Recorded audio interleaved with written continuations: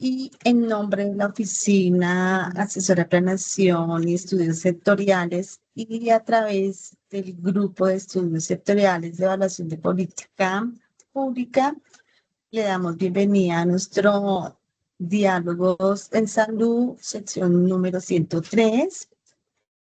Hoy presentamos el Día Internacional de la Eliminación de Violencia contra las Mujeres y los 16 días del activismo contra la violencia de género. A continuación voy a brindar algunas recomendaciones generales para el adecuado desarrollo de nuestra sección virtual. Les agradecemos a todos mantener su micrófono cerrado durante la sesión y activarlo cuando vayan a participar en el espacio de preguntas. Asimismo, mantener desactivada la cámara durante la sesión. En el chat encontrará el listado de asistencia. Les agradecemos muy especialmente diligenciarla, dado que los correos allí registrados le estaremos haciendo llegar las memorias y el alcance de la grabación de esta sesión. Al finalizar la presentación, tendremos un espacio de preguntas y comentarios. Por tanto, agradecemos activar el icono de la manito y les iremos dando la palabra en orden. Por favor, una vez finalice su intervención, les agradecemos desactivar el icono de la mano. Al finalizar el seminario, les agradecemos desconectarse de la sesión. Finalmente, les informamos que esta sesión será grabada por la Oficina Asesora de Planeación y Estudios Sectoriales. La presentación y el video del seminario serán compartidos en los próximos días a sus correos y también estarán disponibles en la página del Ministerio en la sesión de Diálogos en Salud. Nuestra agenda. La apertura de la sesión está a cargo de mi compañera Yamil Esperanza Bravo Mora, contratista del Grupo de Estudios de Evaluación de Política Pública. La introducción de la sesión está a cargo de Mauricio Estrada, nuestro coordinador del Grupo de Estudios Sectoriales y Evaluación de Política Pública. Tendremos unas palabras de la doctora Maritza Izaza, que es la jefe de la Oficina de Promoción Social. Y el día de hoy presentaremos el tema Día Internacional de la Eliminación de la Violencia contra las Mujeres y los 16 días del activismo contra las violencias de género.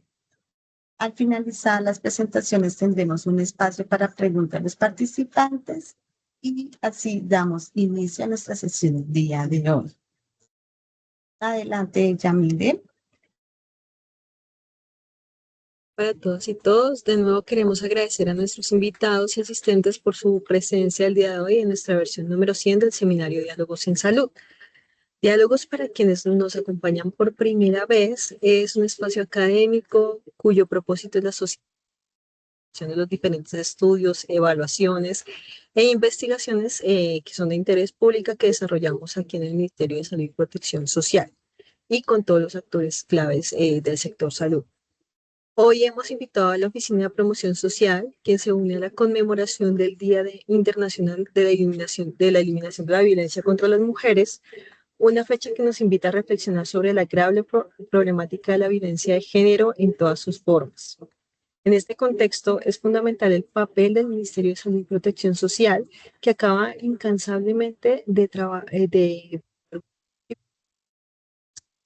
país. Juntos y juntas podemos construir una sociedad en la que se respete y valore la dignidad de cada persona, en especial la de las mujeres. Con permiso.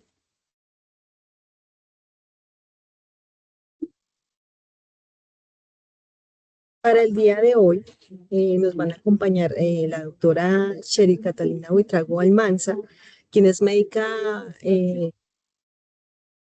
experta universitaria en sexualidad humana, magíster en promoción de la salud sexual y magíster en salud sexual y sexología clínica. Ser en salud sexual reproductiva, terapista de cuidado transgénero de la ITCA, especializa en diversidad sexual y de género, enfoque diferencial, derechos sexuales y derechos reproductivos, experta en asistencia técnica profesional en salud y en el desarrollo de protocolos, rutas y guías de atención en salud. experta en educación integral en sexualidad, prácticas nocivas, hitos bioéticos y garantía de derechos de poblaciones históricamente excluidas. Experta en temática de grupo desarrollar de guía de práctica clínica para la atención integral en salud de personas trans, de la Oficina de Promoción Social y Dirección y Promoción y Prevención del Ministerio de Salud y Protección Social. También nos acompañará la doctora Carolina Ramírez, psicóloga especialista en evaluación clínica y tratamiento de trastornos emocionales y afectivos, magíster en estudios de género, del grupo de gestión de la salud y protección social y con amplia experiencia en enfoque de género e intervención.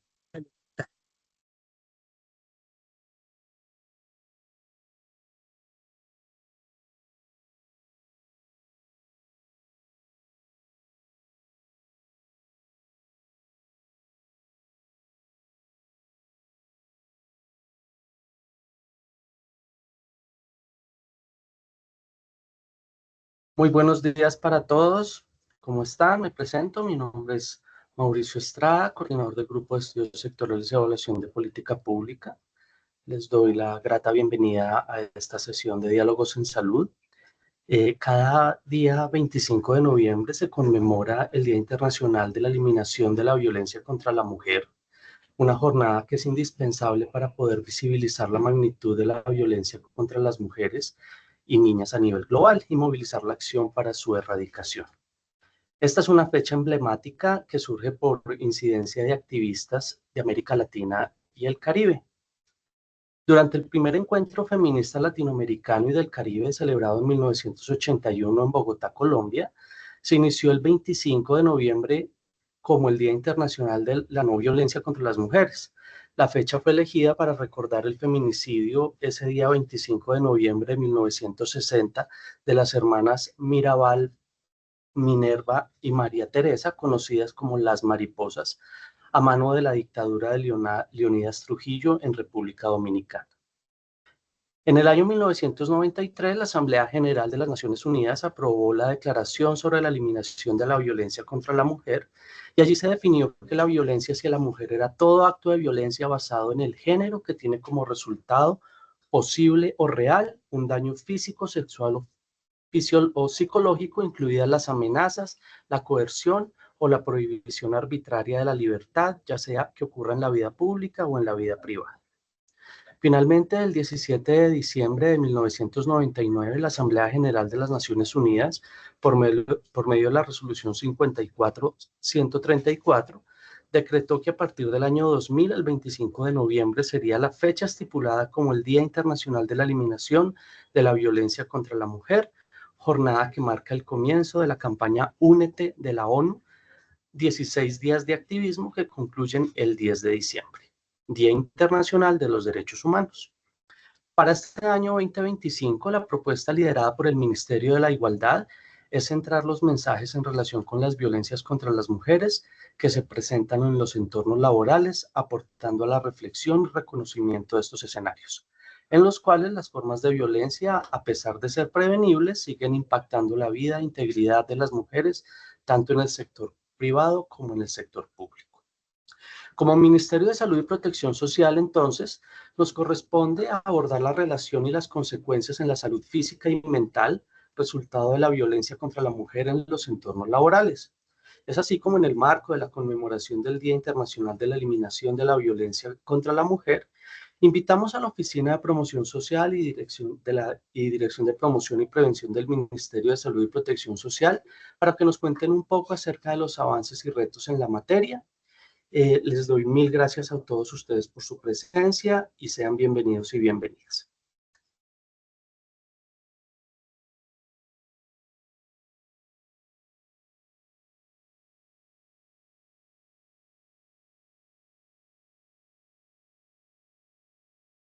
Tenemos las palabras de la doctora Marisa Izaza, de la Oficina de Promoción Social. Adelante, doctora Marisa. Muchísimas gracias a todas, todos y todes. Un saludo muy, muy especial del Ministerio de Salud y Protección Social, en especial del señor ministro, el doctor Guillermo Alfonso Jaramillo. Les habla Marisa Izaza, como lo dicen ahorita, que soy la jefe de la Oficina de Promoción Social. Quiero iniciar resaltando que las medidas de atención y protección son fundamentales para salvaguardar la vida y dignidad de las mujeres que enfrentan violencias, y por eso para nosotros es muy importante este espacio que la oficina OAPES ha propuesto para que hablemos de estos temas tan importantes. Desde el Ministerio, en articulación con las entidades territoriales, trabajamos para garantizar su implementación efectiva, promoviendo criterios de oportunidad, accesibilidad, cuidado integral y seguimiento permanente. Este esfuerzo incluye asistencia técnica, fortalecimiento de capacidades y una orientación clara para que ninguna mujer quede sin respuesta. Y en el marco de este 25 de noviembre, el 25N, que ya es una fecha muy, muy importante para el planeta mismo, porque es el Día Internacional de la Eliminación de la Violencia contra las Mujeres, les damos la bienvenida a este diálogo ciudadano, un espacio destinado a reflexionar sobre las violencias que se presentan en los entornos laborales y sus impactos en la salud y el bienestar de las mujeres. La violencia basada en género continúa siendo una grave vulneración de derechos que afecta la integridad física, emocional y social de las mujeres, profundiza desigualdades históricas y afecta a sus familias y comunidades. Desde el sector salud, reafirmamos nuestro papel determinante en la prevención, atención y superación de estas violencias, impulsando acciones de cuidado, salud mental, acompañamiento psicosocial y articulación intersectorial en todos los territorios. Agradezco profundamente su presencia y participación en estos diálogos. Confío en que este encuentro fortalezca nuestro compromiso colectivo para eliminar todas las formas de violencia y avanzar en la construcción de instituciones más cercanas, cuidadoras y garantes de derechos. Bienvenidas, bienvenidos y bienvenides a este espacio. Muchas gracias a todos los organizadores y que este espacio sea un espacio de crecimiento para todos y todas y todes. Gracias. Gracias, doctora Maritza. A continuación, damos entonces inicio con la presentación de la doctora Catalina Buitrago.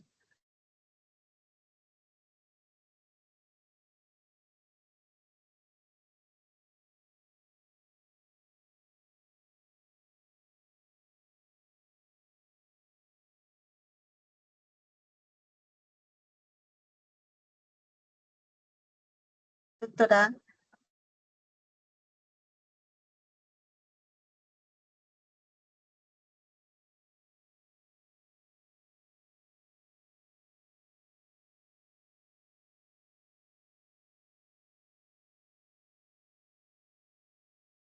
Doctora Cherry.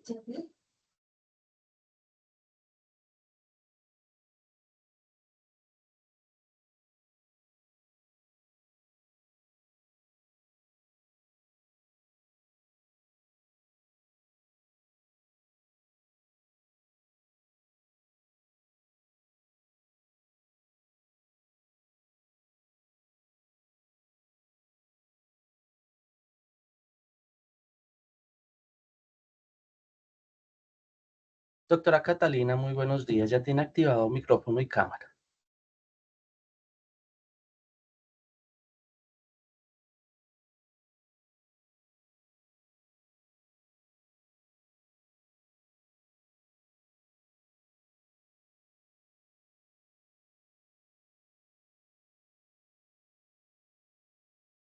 Doctora Catalina, buenos días.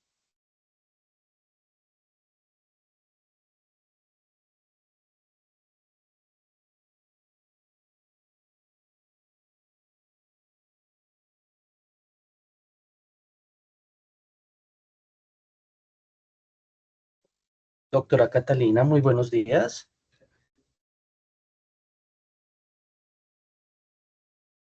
Me escribe que está silenciada. Ella ya está como moderadora. Tata, estás como moderadora. Ya le escribo también por el WhatsApp. Y además que yo creo que el escenario entonces sí podemos tener los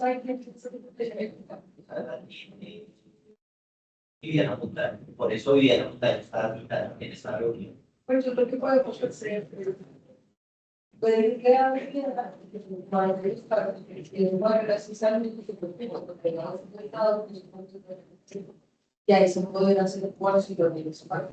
De hecho, es lo que no tiene el Ministerio de Salud, porque también dejaron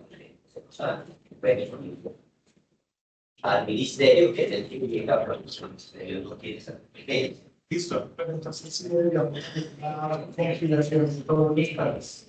Sí. ¿Me Doctora escuchan? Catalina, buenos Buen días. día, ¿me escuchan? Sí, señora. ¿Y logran verme? Perdónenme, es que estoy aquí en una oficina donde el internet está bastante deficiente. Buen día. Sí, doctora Catalina, muy buenos días. Te vemos perfectamente y te escuchamos. Bienvenida. Gracias, muchísimas gracias. Mi nombre es Catalina Buitrago, yo soy médica, sexóloga clínica y hago parte de la Oficina de Promoción Social del Ministerio. Es para mí un gusto estar el día de hoy acá con ustedes. Me excuso porque estoy también citada a una reunión de seguimiento del COMPES, entonces no ha sido fácil la conexión acá porque estoy fuera de nuestro espacio habitual de trabajo. Bueno, me han invitado a compartir con ustedes unas pequeñas reflexiones acerca de lo que es la violencia laboral en contra de las mujeres y los efectos que esta tiene para la salud. Entonces, pues, obviamente, la primera cosa que quiero decir es que cuando hablamos de violencia contra las mujeres, normalmente pensamos en violencia sexual en el ámbito doméstico, pero pues uno de los escenarios más invisibilizados y normalizados es la violencia, donde miles de mujeres enfrentan cotidianamente prácticas que deterioran su salud física, su salud mental, emocional. Y además, obviamente, afectan su autonomía, su proyecto de vida y su estabilidad económica. Hoy quiero que pensemos que en el trabajo no solo como una fuente de ingresos para las mujeres, sino también como un determinante directo de la salud y del bienestar en cada una de estas vidas. La Organización Mundial de la Salud reconoce la violencia contra las mujeres como uno de los problemas principales de salud pública y de derechos humanos a nivel del mundo. Por su parte, la OIT, en el convenio 190 del 2019, pues estableció que la violencia y el acoso en el mundo del trabajo constituyen una amenaza directa a la dignidad humana, la igualdad y, por supuesto, a la justicia social. Entonces, ¿cuáles son como estas principales formas de violencia contra las mujeres en esos entornos laborales? Para entender estas violencias que viven las mujeres, pues primero tenemos que reconocer que estas no se limitan solamente como agresiones físicas evidentes, sino que se expresan de una forma y una amplia gama de prácticas que van desde el acoso sexual directo hasta formas más sutiles de control, de desvalorización y de discriminación basadas en el género. Estas violencias suelen estar profundamente normalizadas, se camuflan en dinámicas cotidianas y se sostienen en las relaciones de poder desigual. Y esto obviamente hace que identificarlas sea mucho más difícil y obviamente favorecen su perpetuación pues en el tiempo. Las violencias contra las mujeres en estos entornos laborales no siempre son evidentes y reconocidas como tal. En la mayoría de los casos son sutiles, persistentes, normalizadas, y esto obviamente los hace más peligrosas porque además de naturalizarlas, las silencian. Eh, Según la OIT y las mujeres y la ONU Mujeres y la OPS y el marco pues en el marco de la salud pública, digamos que las principales violencias estarían enmarcadas uno en el grupo en cuatro grupos. Uno sería la violencia sexual laboral, en la que habría como insinuaciones, comentarios, gestos, miradas de connotación sexual que obviamente no son deseados. Por otro lado, todo lo que son las propuestas sexuales condicionadas a beneficios laborales, también el chantaje sexual y el uso del poder jerárquico para controlar el cuerpo femenino. Según ONU Mujeres, por ejemplo, hasta el 53% de las mujeres trabajadoras en América Latina han experimentado alguna forma de acoso sexual laboral. Cuando hablamos de violencia psicológica y emocional, pues entonces ya entramos en el campo, pero creo que alguien va a ayudarnos con esto, de todo lo que es las humillaciones públicas, ridiculización, gritos, amenazas verbales, descalificación, infantilización y control excesivo. Por otro lado, está toda la violencia institucional y estructural, que viene con la sobrecarga laboral injustificada, negación de ascensos, discriminación por el embarazo, por la maternidad, por la misma menstruación, evaluaciones sesgadas, asignación desigual de tareas, invisibilización de la profesional. Y aquí pues resulta clave el enfoque de género, considerando además, por ejemplo, y pensando también en esta doble jornada que tenemos las mujeres y en la carga de los cuidados no remunerados.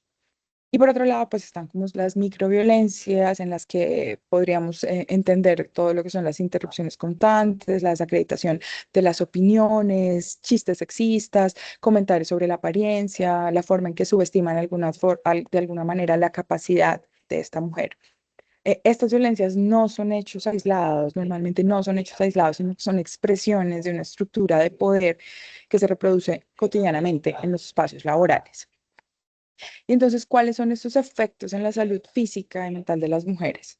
Pues una vez reconocemos las distintas expresiones de violencia que atraviesan la vida laboral de las mujeres, pues obviamente nos resulta indispensable comprender que estas no solo tienen consecuencias emocionales, sino que generan impactos profundos y sostenidos en la salud física y en la salud mental. La exposición persistente, por ejemplo, a entornos hostiles activa mecanismos de estrés crónico que alteran el equilibrio fisiológico del cuerpo, generando enfermedades, desgaste funcional, deterioro progresivo e incluso la pérdida del bienestar integral de las personas.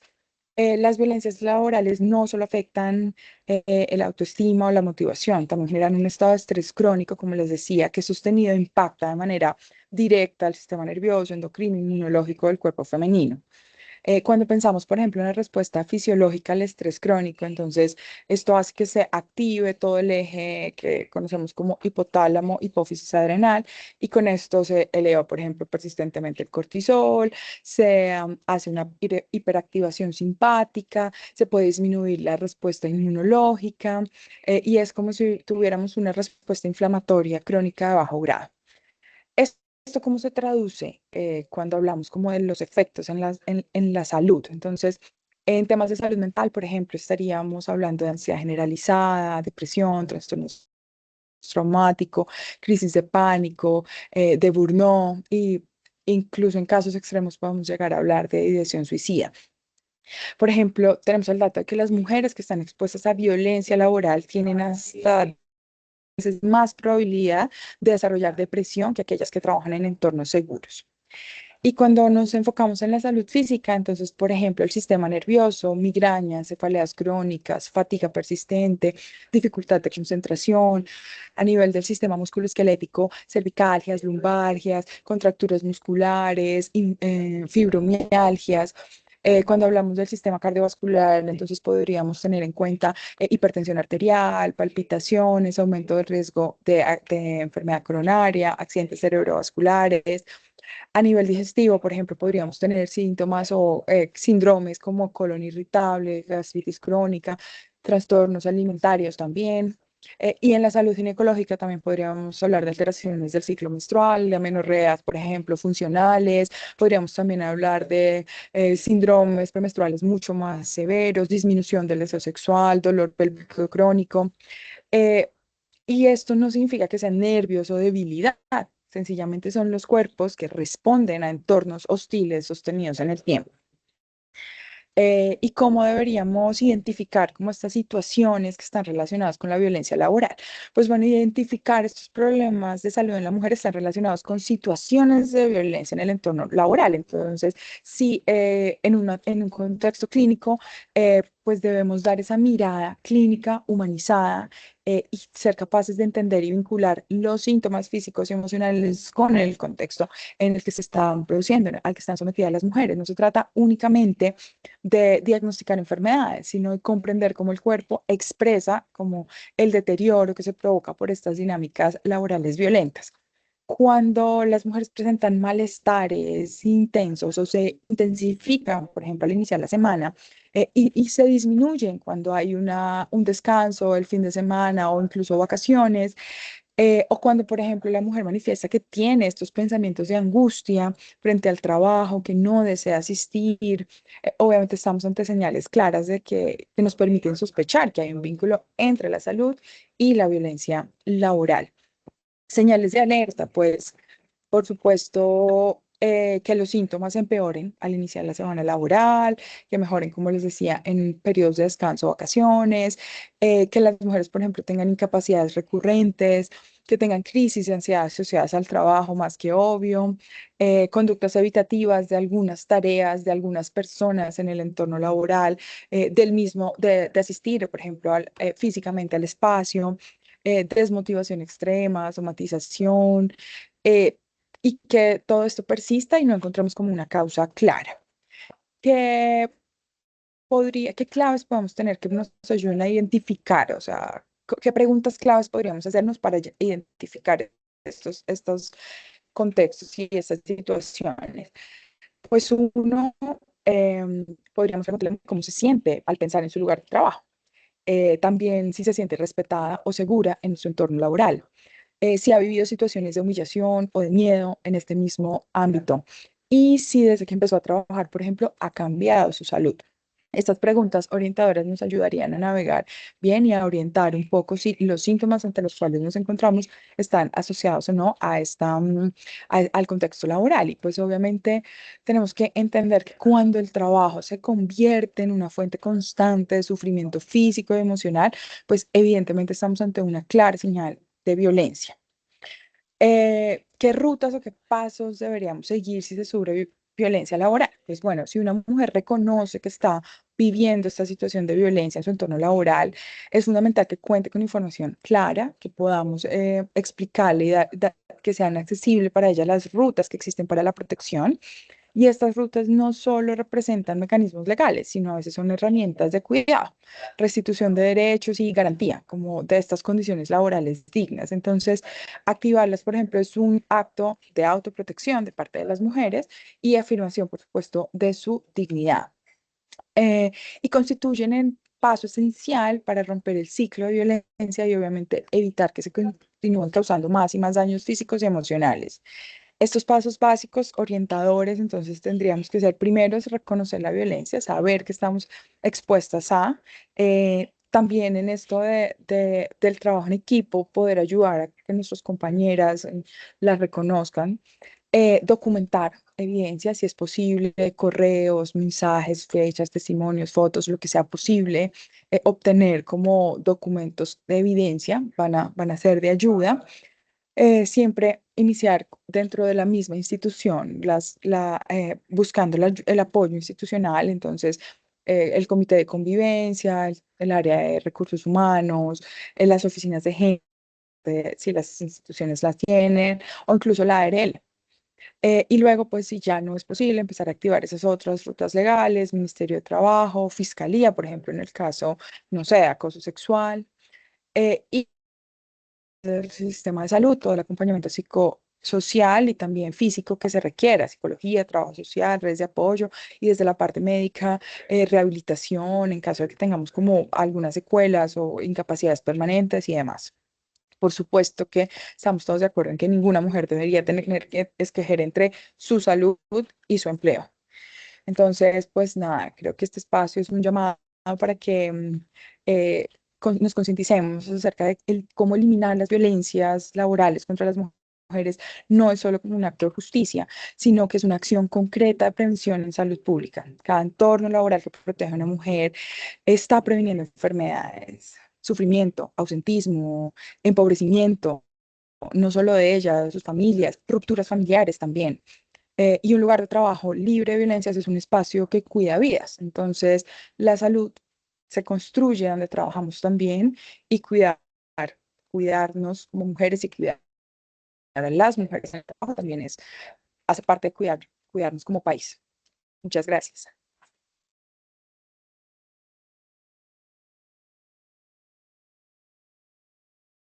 Doctora Catalina, muchas gracias por esa presentación.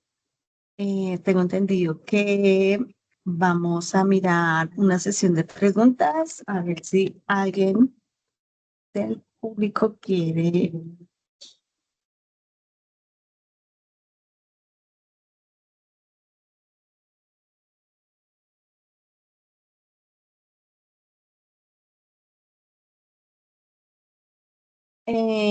Vamos a darle permiso a la presentación de la doctora Carolina Ramírez para que ella pueda realizar su presentación y asimismo vamos mirando las preguntas. Muchas gracias.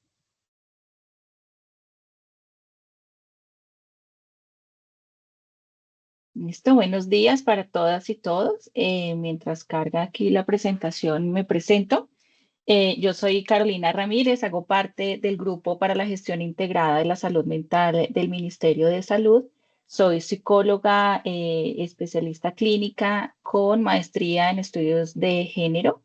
Y hoy, digamos que a continuación de la presentación de la doctora Catalina, voy a enfatizar un poco frente a lo que es la salud mental, ya el componente mental y digamos las consecuencias que hay allí, los factores que debemos tener en cuenta en relación con las violencias contra las mujeres. Digamos que acompañando un poco el contexto que ya nos dio la doctora Catalina, voy a hacer, digamos, un paso rápido por un poco de contexto en términos de violencias y marco normativo que ella nos indicaba también. Tener claridad frente a los 5 tipos de violencias que se especifican en la ley 1257 de 2008. Nos habla esta ley de la violencia física, la psicológica, la sexual, la económica y la patrimonial.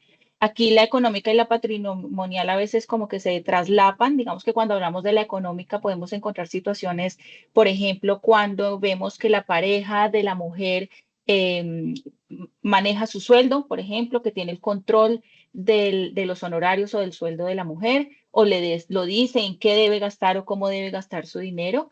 Y la patrimonial está más encaminada a, por ejemplo, en casos de separación, en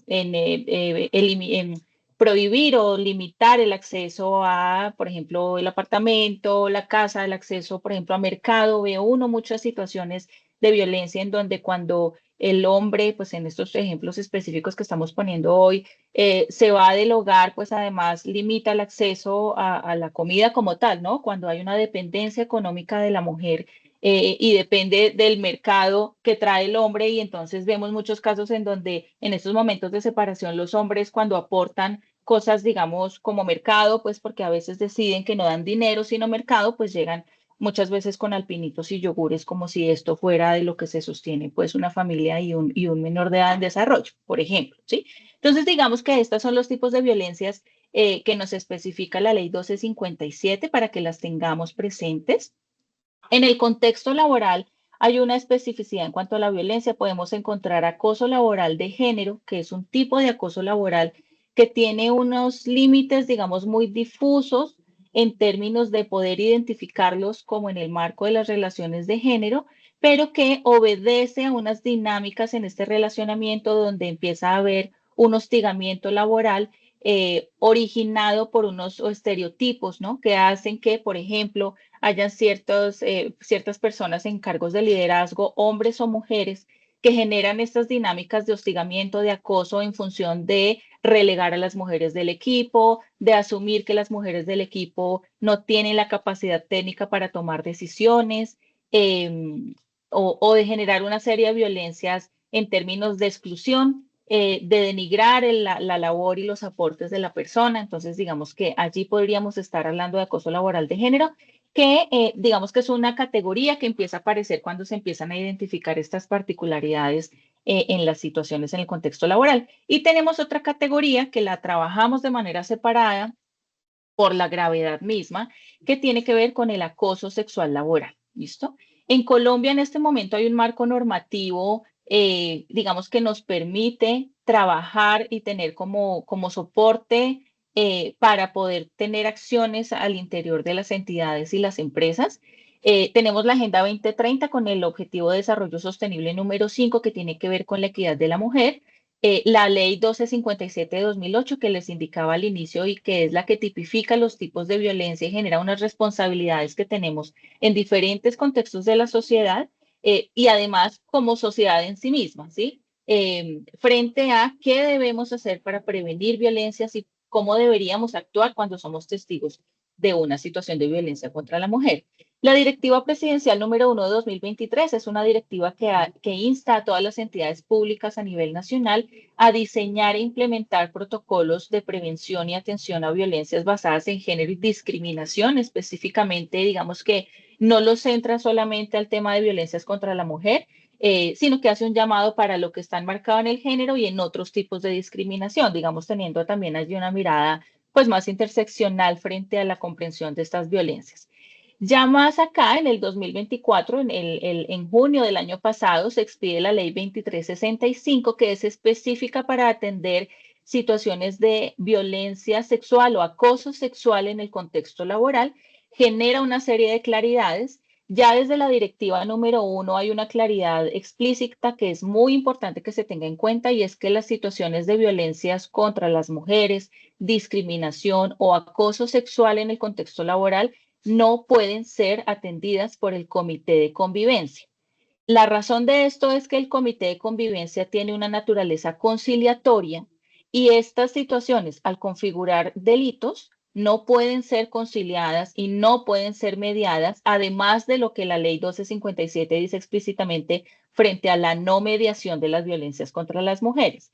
Por eso, en las entidades públicas que ya se está desarrollando el protocolo y las rutas internas para atender estas situaciones, pues estas situaciones son atendidas por el Grupo de Control Disciplinario Interno, y además surge una nueva ley que está, digamos, dándole más reglamentación a esta 2365, que digamos que está en este momento en consulta, está como en proceso, acaba de terminar el proceso de consulta, pero además coincide con una circular que emitió ya hace un ratico, más o menos aproximadamente un año, la Procuraduría General de la Nación, donde indica que además de que no puede ser atendido por el Comité de Convivencia, debe ser derivado por el Grupo de Control Disciplinario Interno de manera inmediata a la Procuraduría. Digamos que allí los grupos de control disciplinario interno lo que pueden hacer es hacer la recepción de la queja, generar unas acciones de protección inmediatas, porque lo que se debe garantizar es que esa presunta situación de acoso sexual se detenga inmediatamente y que esa u otro tipo de violencias alrededor de la situación no se exacerben, y de manera inmediata lo debe derivar a Procuraduría. En todos los casos, ¿sí? Digamos que en los casos de contratistas también la ruta debe activarse por Procuraduría, aunque hay una particularidad allí frente a la relación contractual que se tiene. Digamos que lo que han dicho las últimas normativas que se han emitido es que este argumento de la figura contractual y de las diferencias que se tienen en este relacionamiento no puede ser una barrera para que las personas podamos interponer las denuncias y pues que la denuncia efectivamente sea atendida por la entidad que compete. ¿Listo? Entonces, tener eso muy en cuenta. Ya también en este año se emitió la ley 2528 que ratifica en Colombia el convenio 190 de la Organización Internacional del Trabajo, que tiene que ver también con generar espacios libres de violencia y discriminación, espacios laborales. ¿Listo? Entonces, tener en cuenta que hay un marco normativo fuerte allí como contexto frente a lo que estamos hablando el día de hoy. Ya aterrizando el tema a lo que les decía frente a la salud mental, pues tener en cuenta que ponerle una mirada de género al tema de salud mental y a esta mirada frente a los temas de violencias contra las mujeres, pues implica tener una comprensión de que con base en el género se generan unas dinámicas de relacionamiento y unas relaciones de poder en todos los entornos en los que nos movemos. Entonces, digamos que ahí empezamos a ponerle un foco diferente a la lectura y a identificar que en el contexto laboral pues hay unas dinámicas de poder muy explícitas que no solo son verticales, sino también horizontales, como en el caso del caso de acoso laboral. Y digamos que tenemos que empezar a visibilizarlas y a reconocerlas, porque en esa medida pues podemos revisar qué interacciones y cómo están siendo los relacionamientos dentro de los equipos para poder generar acciones tanto de prevención como de atención o de mitigación ante situaciones que se puedan identificar. Y aquí es importante, frente al tema de género, identificar cuáles son los impactos que se tienen frente a las violencias por parte pues, de las mujeres cuando son objeto de estas, ¿listo? También tener en cuenta que siempre que hablamos de salud mental estamos reconociendo que hay unos determinantes sociales que la impactan. No se trata de que en términos tanto de cuidado mental como de prevención de violencias no es un ejercicio individual, no es de que yo como mujer sepa cuidar mi salud mental y además sepa evitar ser objeto de violencias. Aquí hay unos temas estructurales que deben ser atendidos y transformados de manera, pues a nivel de la sociedad, ¿sí? De manera colectiva. Eso es importante entenderlo. Y pensar, claro, siempre con una mirada interseccional, porque no somos solo mujeres, también nos atraviesa un tema de raza, un tema de clase allí, ¿listo? Entonces es importante complejizar eso. Siempre hago la aclaración cuando hablamos de temas de género, no estamos hablando de una división o una guerra entre hombres y mujeres, hay que tener claridad. Siempre que hablamos de temas de género, también estamos interpelando a los hombres, no solo desde la agencia que tienen frente a prevenir estas violencias, porque no solo nos corresponde a nosotras salvarnos de ellas, sino que tenemos que empezar a generar la conversación frente a cómo los hombres pueden empezar a reflexionar sobre sus propias acciones y sus propias interacciones, pero también de cómo los temas de género y estas dinámicas de género también atraviesan la vida de los hombres generando unas situaciones también de riesgo y lo que llamamos los costos de la masculinidad, ¿no? Entonces es importante tener en cuenta siempre estar abiertos frente a estos temas porque no estamos hablando de un tema como de una especie de guerra de sexos, ¿sí? Pero es una conversación que debemos tener en los contextos en los que nos movamos, porque como les digo, pues son situaciones que impactan a todos y todas en la sociedad, ¿listo?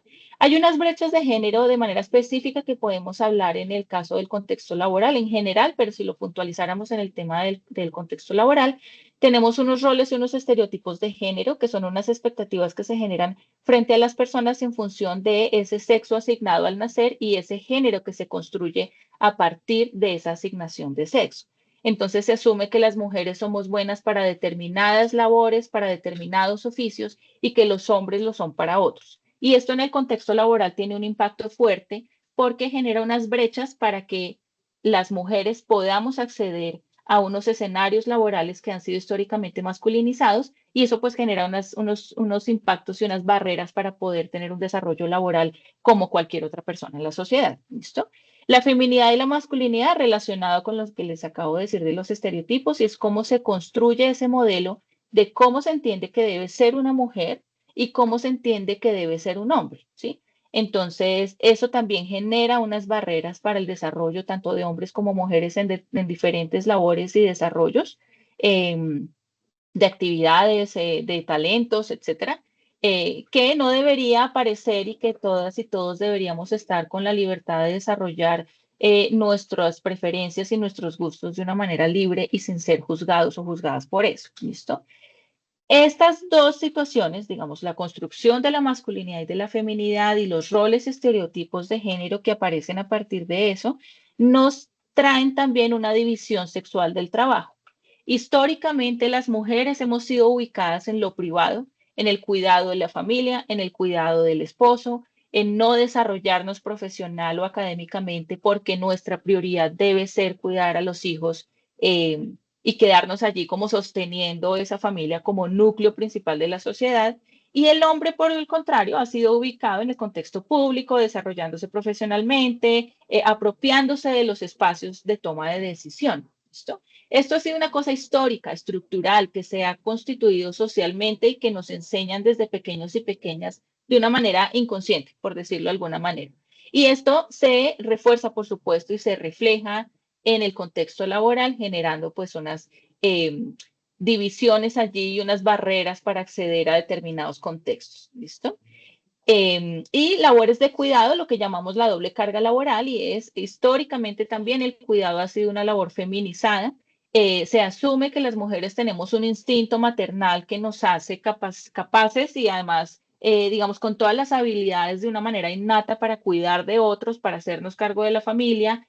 Y eso lo que resulta es que, y todos podemos revisarlo rápidamente en nuestra familia, siempre son mujeres quienes cuidan tanto a esposos como a hijos e hijas, a personas enfermas, a personas mayores.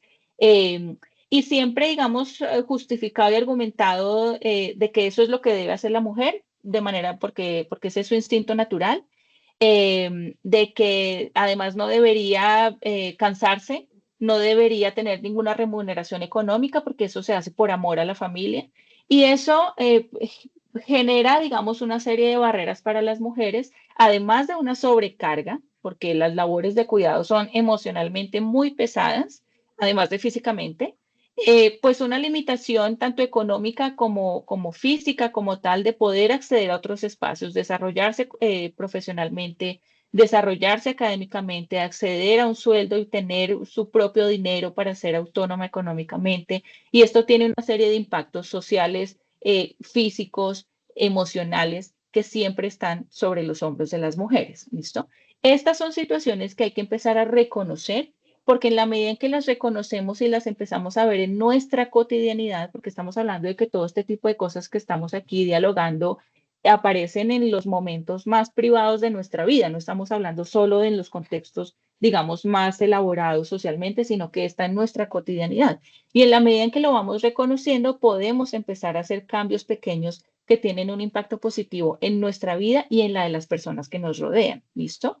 Entonces es muy importante comprenderlo sin que se sienta que se están haciendo juicios o que se está, digamos, castigando a una población, a una parte de la población diciendo que es que, no, digamos que aquí generan siempre unos discursos como de resistencia, como de reacción ante esto y lo que queremos es poder tramitar esto de otra manera. El hecho de que la labor de cuidado y de crianza, por ejemplo, esté a cargo de las mujeres y que implique toda esta carga que les comento sobre las mujeres y que nosotras mismas hemos podido sentir en carne propia muchas veces o ver a nuestras mamás, a nuestras tías, a nuestras abuelas en situaciones que uno dijera qué habría pasado si esta mujer hubiera podido decidir qué hacer en su vida, qué habría estudiado, a qué se habría querido dedicar. Eso también implica unas labores, unas barreras, perdón, que ahora están empezando a conversarse mucho en términos de masculinidades y es los hombres también quieren acceder al cuidado de sus hijos, ¿sí? También podrían disfrutarlo y desarrollarse en ese sentido y que no se vea como una ayuda o como que es que nosotras las mujeres no los hemos dejado acceder, sino de que haya conciencia de que deben generarse acciones concretas en la cotidianidad para que esto se empiece a equilibrar más y pueda beneficiarnos a todas y todos en todos los contextos. ¿Listo? Frente a la salud mental de las mujeres, hay unas situaciones y unos riesgos específicos. Las mujeres tenemos mayor prevalencia en depresión, que tiene que ver pues con todos estos elementos de género y sociales. La depresión en nosotras se manifiesta principalmente con tristeza, anedonia, alteraciones del sueño y fatiga. Los síntomas que se encuentran en los hombres, por ejemplo, son diferentes y esto ya nos empieza a mostrar unas variaciones y unas manifestaciones diferenciadas frente a nuestra salud mental. Para las mujeres solicitar atención médica no necesariamente garantiza una intervención adecuada, porque si no se hace una atención médica tanto física como psicológica, pues lo que se tiende, digamos, si no se hace esa atención con un enfoque de género, lo que puede pasar es que rápidamente nos medicalizan, no se profundiza más en indagar cuál puede ser la fuente de la molestia, digamos, tanto física como psicológica, y resultamos a veces diagnosticando una depresión, medicando una depresión y no logramos identificar que allí detrás había una situación de violencia contra esta mujer y pues resulta que una situación estructural cotidiana de violencia en su hogar no va a solucionarse con una medicación frente a un diagnóstico de depresión. ¿Listo? Entonces, por eso es muy importante empezar a hilar un poco más fino cuando estamos frente a una persona que nos manifiesta alguna situación de salud mental, porque no podemos caer en el error de rápidamente diagnosticar, medicar y no identificar si hay un contexto alrededor que está generando esta situación. Más allá de un tema también biomédico, porque también hay una lectura histórica frente a que las mujeres constantemente tenemos unos movimientos y unos desórdenes hormonales, que genéticamente tenemos allí unas condiciones y entonces todo se explica rápidamente desde allí y se desconocen una serie de situaciones frente a riesgos de violencia a las que podemos estar expuestas y que pueden ser la causa de los malestares que nos llevan a buscar atención psicológica en este caso. La mortalidad por suicidio es mayor en los hombres, las mujeres tenemos mayor estadística en intentos de suicidio no consumados y esto tiene que ver también con la forma en que mujeres y hombres intentan acabar con su vida, ¿sí? Y el hecho también de que haya más suicidio en hombres tiene que ver también con que buscan menos acceder a servicios de salud, también a partir de esa construcción de que los hombres no necesitan buscar ayuda, ¿listo? Entonces aquí es donde empezamos a ver pinceladas, digamos, un poco de cómo estos temas de género realmente deberían ser de interés de todas y todos no solo por el bien propio, sino por cómo esto impacta en la vida de las demás personas. Tenemos, como les decía, la doble jornada laboral, la insatisfacción laboral, dificultades para ascender o conciliar la vida profesional y personal. A veces cuando se habla de esto del techo de cristal, como que no se logra entender bien, como que a veces hay cosas que de los sectores más reaccionarios a los temas de género, pues pareciera que como que son sacadas de la manga, pero aquí resulta que tiene que ver con cómo una mujer tiene mayores limitaciones y dificultades de ascender en el contexto laboral, porque encima de que hay unos estereotipos que le dicen a los demás que las mujeres no son buenas líderes, ¿no? Si somos exigentes, entonces no somos exigentes como se diría de un hombre, sino somos histéricas, somos emocionales, somos envidiosas. Este dicho que increíblemente aún se dice de que no hay peor enemigo de una mujer que otra mujer, que son cosas que se han construido desde el patriarcado y desde una mirada machista que reconoce que las mujeres somos más poderosas juntas, ¿no? Entonces, digamos que allí se empieza a generar una idea de que, pues de que las mujeres no somos buenas para esos cargos y que más bien nos va como mejor en el contexto privado, ¿no? Como que allá nos va mejor y nosotros aquí nos encargamos de esto que es demasiado complejo para las mujeres. Es como la lógica general de estos estereotipos que impactan en la posibilidad real de muchas mujeres de acceder, ¿sí? Esto ha cambiado con el tiempo. Nosotros vemos que en muchas entidades del Estado en este momento los cargos de dirección están en manos de mujeres. Eso ha sido un avance importante, pero que cuando uno va a empezar a ver la minucia, no se logra en todas las entidades primero, y el hecho de que haya una mujer allí no necesariamente es, digamos, la batalla ganada, ¿no? Hay una serie de variables alrededor que aún falta revisar frente a cómo también estas mujeres ejercen sus roles y si son realmente autónomas frente a esto y no hay, aún en ese lugar de liderazgo, tienen alrededor una serie de presiones que todavía no les creen mucho el mérito por estar ahí. Y a eso sumémosle las labores de cuidado, ¿no? Entonces, la doble jornada laboral está cuando nosotras como mujeres incursionamos en el contexto laboral y del trabajo. Eso no nos quitó las labores de cuidado que nos han asignado históricamente. Entonces, vemos mujeres que tienen que levantarse 3, 4 de la mañana a preparar el almuerzo, las 11, etcétera, para toda su familia, organizar la casa, arreglarse ella, para iniciar su jornada laboral y llegar a las 6, 7, 8 de la noche a preparar un poco la cosa para el siguiente día, tener un poco más, digamos, de facilidad en esas otras labores que tienen, ¿sí? Entonces, digamos que allí, cuando se identifica, y en Colombia hay una encuesta sobre eso, que se hace periódicamente frente a los hombres y las mujeres en que gastan las horas de su día y la carga de cuidado está indudablemente sobre las mujeres y eso dificulta que las mujeres tengan el mismo espacio para desarrollarse profesionalmente y para desarrollarse académicamente. Entonces, digamos que esto genera esas dificultades y además genera también otra dificultad frente a las posibilidades de autocuidado de salud mental y en salud física. Y es que hay poco tiempo para ese autocuidado, poco tiempo para el ocio y poco tiempo para generar otras actividades diferentes al cumplimiento de esas labores, tanto en el contexto laboral como en el contexto familiar. ¿Listo?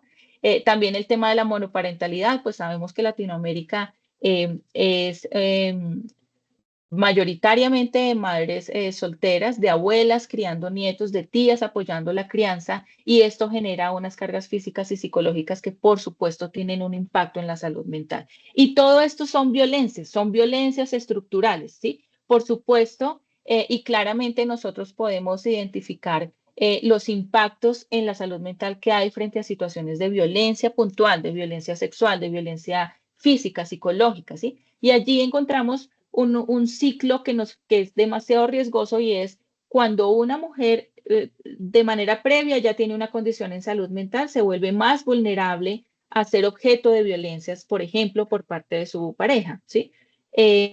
Pero además los impactos que esta violencia trae. Entonces, digamos que eso lo que hace es exacerbar esa situación previa que ya tenía cuando se tiene una situación previa, ¿sí?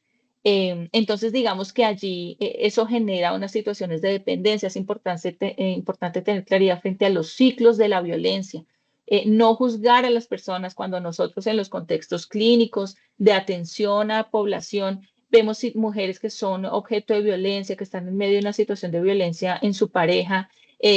lo más fácil y lo que uno más encuentra es juzgar, ¿no? Como decir, de ahí no quieren salir, igual ya ella se había podido ir, pero hay una serie de situaciones de dependencia económica, emocional, que hacen que salir de allí no sea fácil, empezando por en qué momento una mujer empieza a tener conciencia plena de que está siendo objeto de violencias, porque son violencias que han sido naturalizadas, que están allí en la cotidianidad, que hacen parte del relacionamiento de las familias y que entonces pasan allí y como que no se notan y siempre se justifican, ¿no? Es que está estresado, es que yo hice esto, es que yo dejé de hacer esto, llegó cansado de trabajar y yo no tenía la comida, ¿sí? Entonces digamos que se nos ha enseñado a justificarlo y a pasarlo por alto. La maternidad también, digamos que es una situación que para muchas mujeres puede ser leído como un momento muy lindo de la vida y que por supuesto genera, es un momento muy importante en términos de vínculo y de reconocimiento de otro tipo de enamoramiento, pero que también genera unas situaciones de carga emocional y física que no siempre son vistas por el entorno. ¿Listo? Y pues aquí digamos que frente al ciclo vital también tener en cuenta los tipos de violencias a los que podemos estar expuestas en los diferentes momentos de nuestra vida. En el momento de la adolescencia vemos que hay unas situaciones específicas de presión por la imagen corporal que pueden generar unos cuadros de depresión y trastornos alimentarios, que son diferentes a las situaciones que uno puede encontrar en ese mismo momento de la vida en hombres jóvenes, ¿sí? Entonces, por eso es muy importante poder tener esta mirada de género frente a cómo leemos nuestros relacionamientos, cómo interactuamos con las demás personas y a la lectura de estas condiciones y efectos en la salud mental que se puedan tener. ¿Qué es importante allí? Digamos, ya pensando un poco más en qué debemos hacer y cómo debemos un poco empezar a transformar esto, la transformación de los estereotipos y los roles de género, que por supuesto inician desde la edad temprana, esa socialización del género que nos enseña que los niños pueden jugar brusquito, pero las niñas sí deberían ser más delicadas. Yo inclusive de manera muy cercana tengo unos sobrinos mellizos y la persona que los cuidaba hacía ese tipo de diferenciación. Como tú sí puedes jugar así, pero tú, el niño, tú sí puedes jugar así, pero tú no, porque tú eres niña y tú debes ser delicada, ¿sí? Lo ve uno aquí nomás, no tiene uno que buscar muy lejos ese tipo de dinámicas que nos generan esas brechas desde muy temprana edad. Y empezar a trabajar allí es lo que nos va a permitir empezar a generar esa transformación de los estereotipos que permitan que niños y niñas y en el futuro mujeres y hombres adultos pues puedan desarrollarse de una manera libre y sin ser limitados, digamos, encajonados en unos moldes. Las políticas públicas de salud mental con enfoque de género, digamos que es muy importante la lectura, como les digo, desde los enfoques diferenciales en la comprensión de la salud mental y en las acciones que se planteen para atenderla.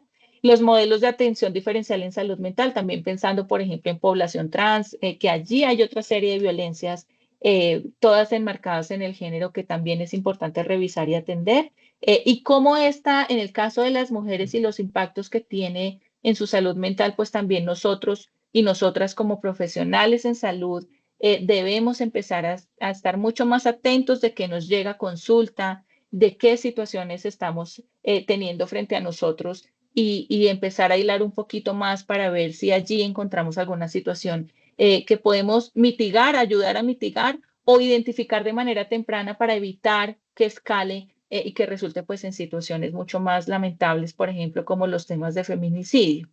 Y el autocuidado y la salud mental, indudable, pues también allí frente a tener conciencia y poder identificar, las mujeres identificar situaciones de violencia tempranas para poder pues tomar acción y los hombres también empezar a generar una reflexión importante frente a cómo hemos aprendido a relacionarnos y qué de ese aprendizaje debemos transformar para poder tener unos relacionamientos más sanos, más equitativos, que por supuesto van a tener impactos positivos para todas las personas involucradas. Entonces es muy importante generar estas reflexiones. Frente a las violencias hay muchos instrumentos en el contexto laboral, por ejemplo, como violentómetros que le pueden mostrar a uno cómo esas violencias sutiles que empiezan a aparecer ya deben generarnos alertas, lo que llaman micromachismos, que son micro porque están en la cotidianidad, el impacto para nada es micro, ¿sí? Pero es muy importante empezar a identificar y a transformar y a ponerlo en la conversación. En muchos espacios de sensibilización hay hombres que se molestan y dicen, ya no se les puede decir nada. Pues hace rato no, y muchísimo menos en el contexto laboral. En el contexto laboral estamos entre pares técnicos y las mujeres no nos esforzamos superando todas estas brechas, pasando, digamos, por todos estos obstáculos que implican las labores de cuidado, los estereotipos, las violencias, para prepararnos profesionalmente, para desarrollar una carrera profesional, académica, para llegar a un contexto en el que me traten como una niña, como una princesa y crean que yo soy buenísima haciendo la decoración de los cumpleaños, pero no para tomar decisiones técnicas, ¿sí? Entonces es muy importante reconocer esas violencias desde las más pequeñas hasta las más graves, que son situaciones de acoso y violencia sexual en el contexto laboral. E inclusive el tema de feminicidio ha sido un tema que ha empezado a aparecer en el contexto laboral, no tanto porque hayan casos de feminicidio entre pares de trabajo, sino porque, por ejemplo, los últimos casos de feminicidio que hemos visto en medios nacionales han sido parejas o exparejas asesinando a las mujeres en sus lugares de trabajo. Entonces, allí también hay que pensar nosotros como contexto laboral, cómo podemos volvernos un factor protector para mujeres que denuncian violencias y evitar que como si nada las personas, pues los hombres, exparejas o parejas, lleguen a asesinarnos a nuestros lugares de trabajo sin ningún tipo de protección y en los casos que hemos identificado, pues mujeres que ya habían puesto denuncias y tenían medidas de protección. Entonces son llamados a la reflexión, llamados a indagar sobre el tema, a conversar sobre el tema, a dejar de tenerle miedo, pereza, resistencia a estos temas, porque son temas que realmente impactan la vida de las personas que nos rodean, incluyendo la nuestra propia. ¿Listo? Entonces, eso sería por ahora. No sé si tengan alguna pregunta.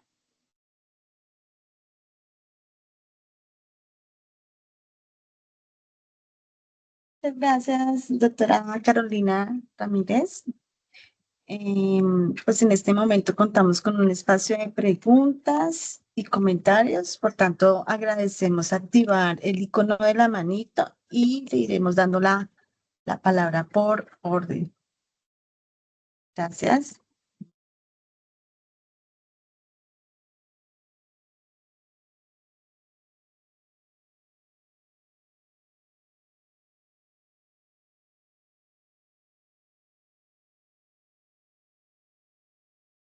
Sí, vimos Yo veo las la manito preguntas.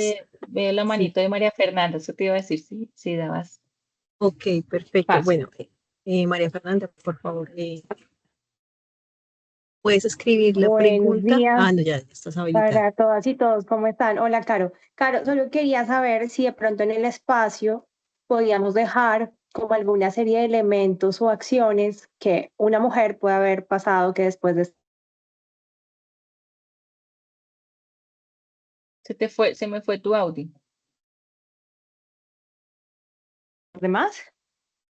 Ya, que una mujer, acciones que una Sí, en mujer que un haya pasado contexto antes de- laboral a partir de hoy, por ejemplo, diga, me Ujú. sentí muy identificada con las...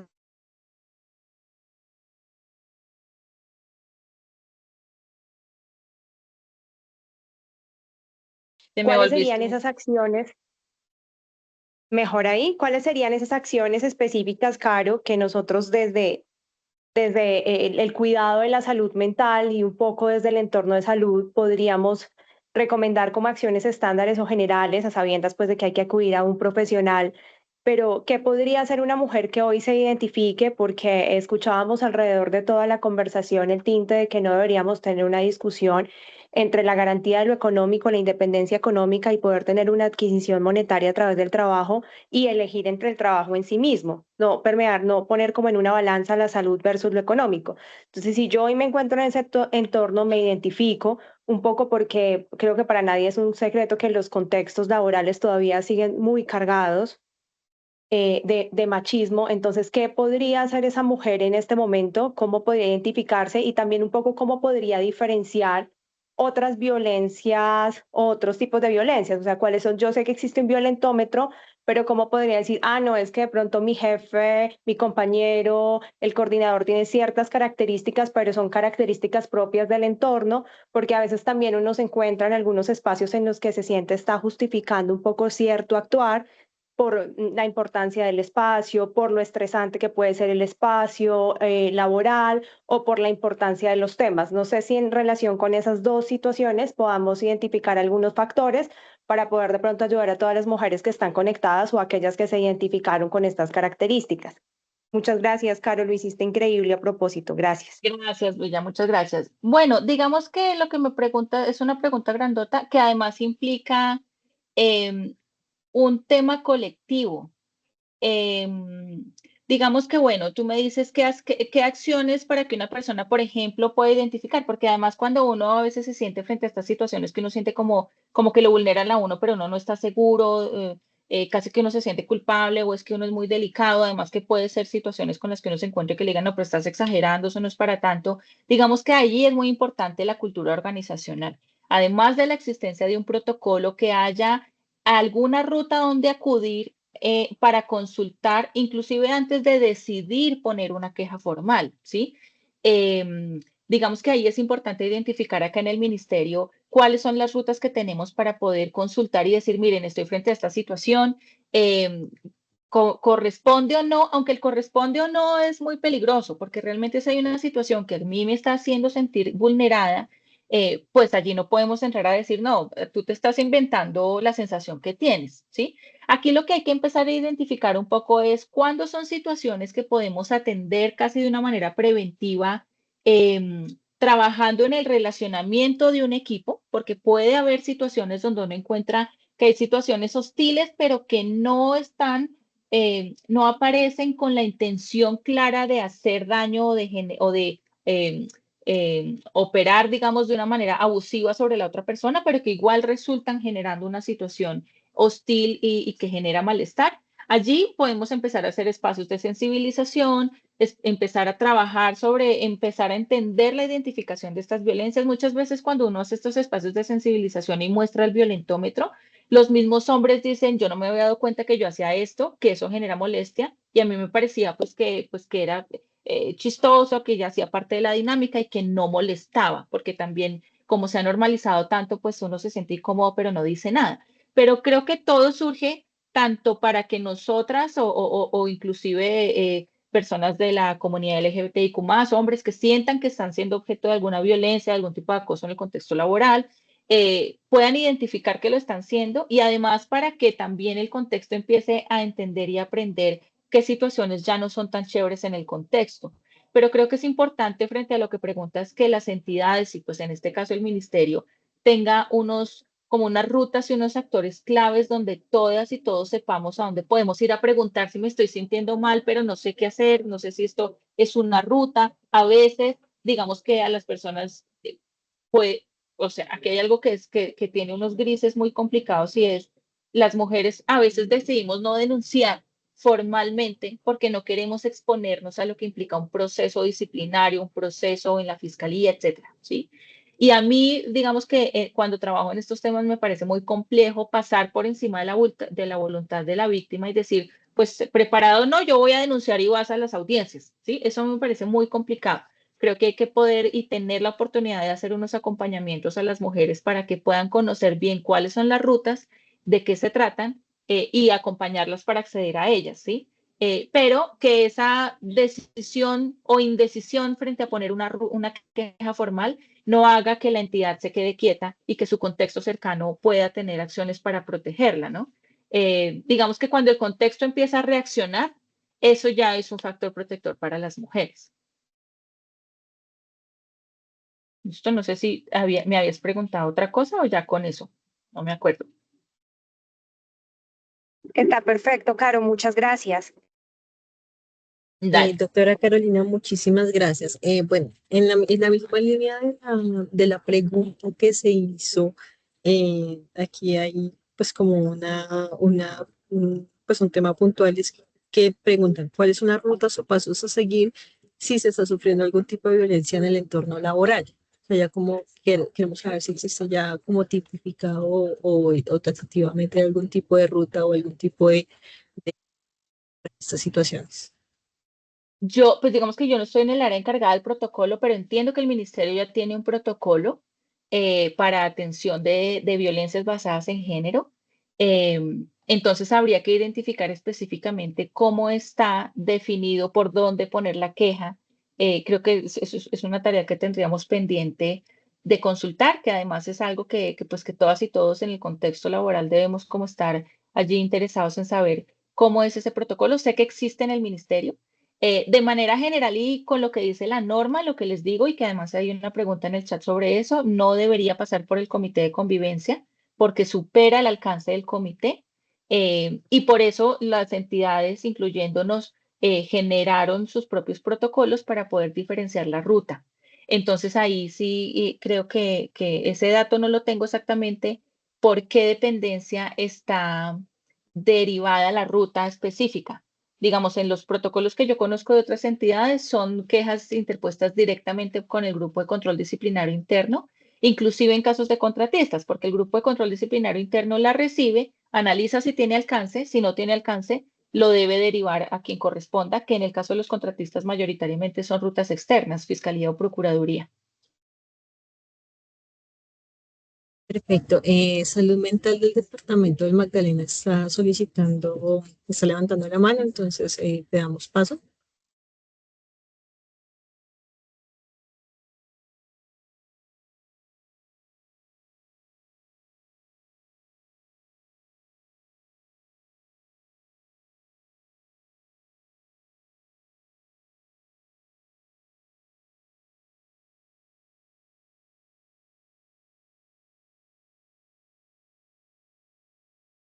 Otra vez, salud mental, departamento del Magdalena, ¿tienes inconvenientes para poder? Ok, danos un segundo que estamos solucionando acá. Por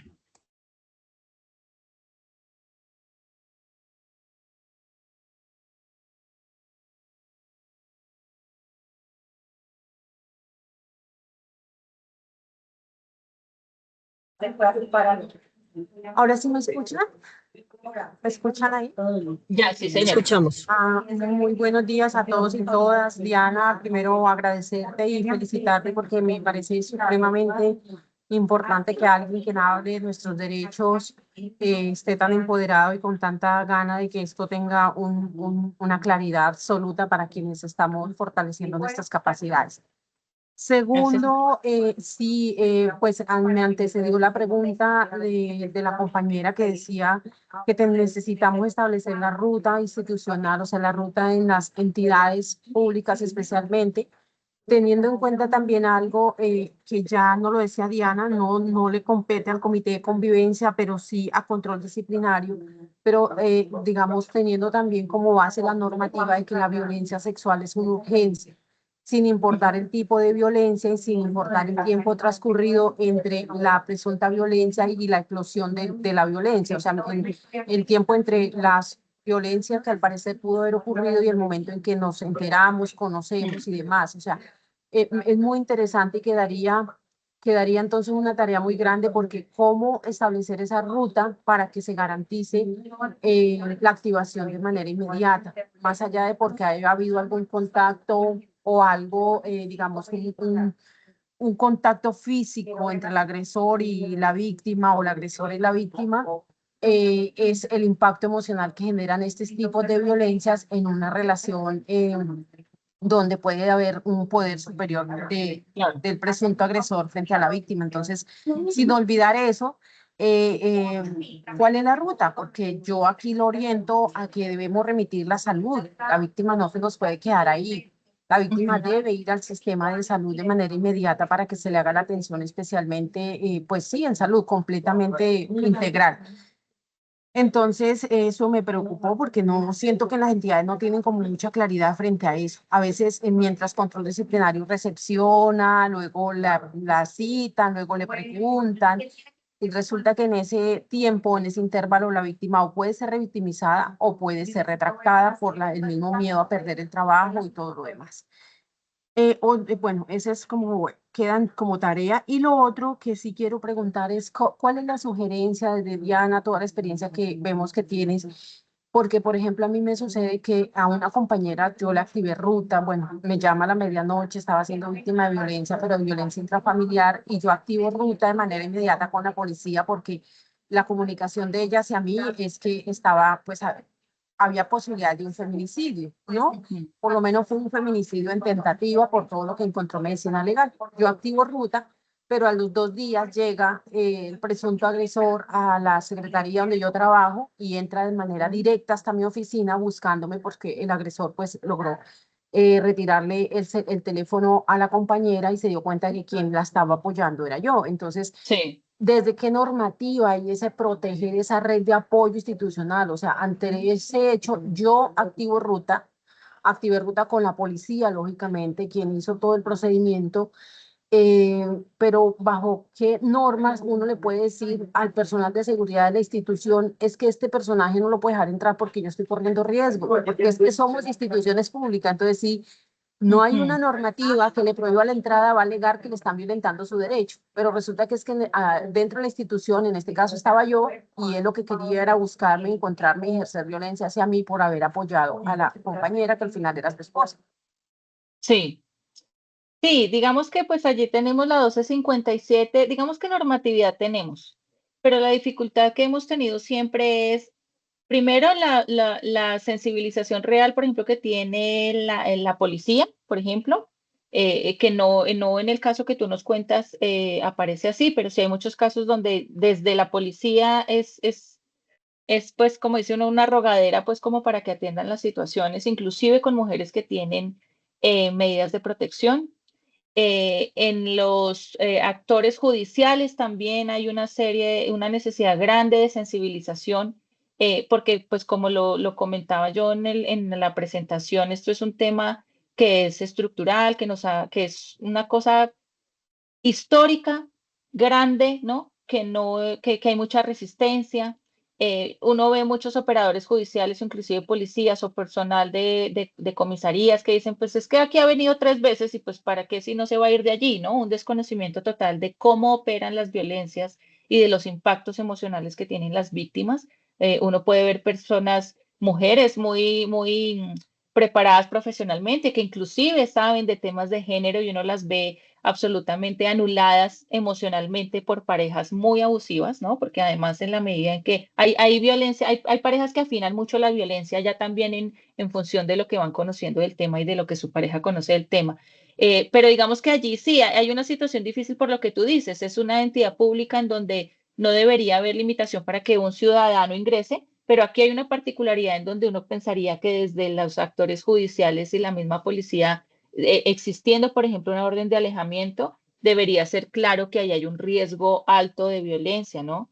Eh, entonces, digamos que ahí, lo que te digo, en términos de normatividad, eso ya debería estar claro y no debería uno que empezar casi como a educar a los actores judiciales, los personal de seguridad, de policía, estoy hablando, digamos, en los cargos públicos, es algo que no debería pasar, pero que lamentablemente sucede y por eso la importancia de que en los entornos el tema se trabaje y sea claro y se comprenda por qué son situaciones que deben contenerse rápidamente, porque no son situaciones, digamos, como menores y que uno diga, no, pues esperemos a ver que el señor se calme, porque sabemos que ya es una persona pues que ejerce violencia y que opera de unas maneras particulares.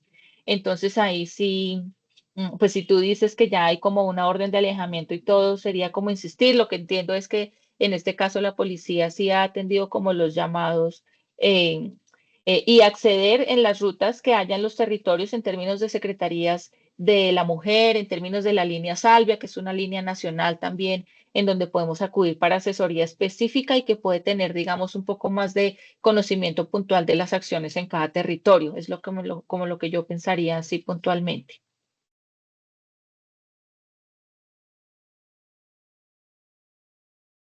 Muchísimas gracias por tu aclaración. Entiendo entonces que en este caso que yo active ruta y que de alguna otra manera se genera un riesgo también de solicitar alguna medida de protección, no como víctima directa, porque ella pues estaba hospitalizada y a quien él realmente buscaba era a mí, que había activado la ruta. Muchas gracias.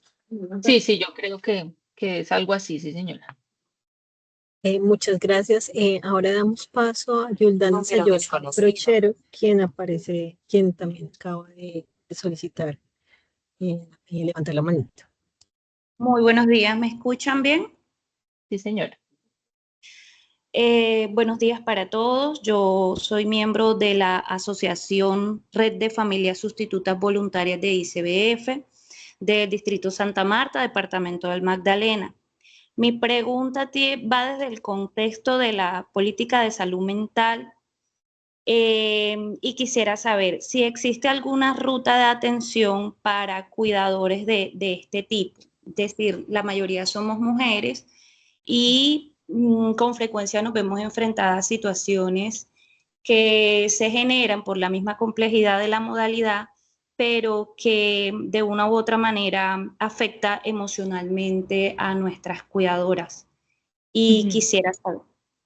Gracias. Listo, pues en el marco de la política de salud mental que se actualizó, digamos, su actualización salió este año, se contempla a lo largo de todo el documento técnico el reconocimiento de los impactos en salud mental de las personas cuidadoras que, como dices, son mayoritariamente mujeres. En este momento se está diseñando y construyendo el plan de acción de la política, que digamos es el marco como nacional que además nos involucraría a otras entidades, entendiendo que esto no solo depende del sector salud, pero digamos que allí habría que ver cada territorio cómo genera su propio plan de acción de implementación de la política, que ya, digamos, genera una línea para llamar la atención frente al reconocimiento de este cuidado de la salud mental. Entonces ahí el ejercicio está un poco en los territorios, en ver qué estrategias se plantean para atender estas situaciones. Digamos que sobre todo desde el reconocimiento, creo yo que esto funciona mucho más desde el reconocimiento y desde la sensibilización que tengan los equipos de salud, más allá de generar mecanismos particulares para cada necesidad que operativa y presupuestalmente es muy difícil. Pero si logramos que en los territorios y a nivel nacional haya una sensibilización frente a estos temas y estos impactos diferenciados, creo que eso puede hacer la diferencia en la atención, digamos, que reciben las personas en los territorios y pues en este caso las mujeres cuidadoras. Muchísimas gracias. Muchas gracias. Ahora damos paso a Melina del Pilar Narváez, por favor. Hola, buenos días. Bueno, yo soy Melina Narváez Santa Cruz, hago parte del equipo de Mujer y Género de la Oficina de Promoción Social de este ministerio. Con el saludo que nos dio la jefa Maritza, pues le damos apertura a este espacio. Entonces, en primer lugar, agradecerle a la Oficina de Planeación, a su equipo que nos ha permitido generar esta conversación, y a la doctora Carolina, que ha sido maravillosa, muy clara, y además ha puesto la conversación en donde queríamos ponerla. Pedí la palabra para complementar un poco en términos de las rutas que deberían tener o que deben tener las entidades para la prevención y la atención a las violencias contra las mujeres y las violencias basadas en género. Un poco pensando en la pregunta de la compañera de salud mental antes, en términos de cómo construir esa ruta, recomendar o sugerir, recordar que tenemos el plan de transversalización del enfoque de género, que es un compromiso de cada entidad territorial y de cada entidad del sector salud, y que en ese plan de transversalización lo que debemos hacer es establecer las responsabilidades de cada área en relación con todos los temas relacionados con el género, incluyendo las violencias basadas en género. Entonces, en ese escenario de construcción del plan de transversalización, se presenta la oportunidad de poner claramente quiénes son las áreas de la entidad que deben darse a la tarea de la construcción de esas rutas o de esos lineamientos o de esos protocolos, y planteárnoslos en el tiempo como un plan de acción.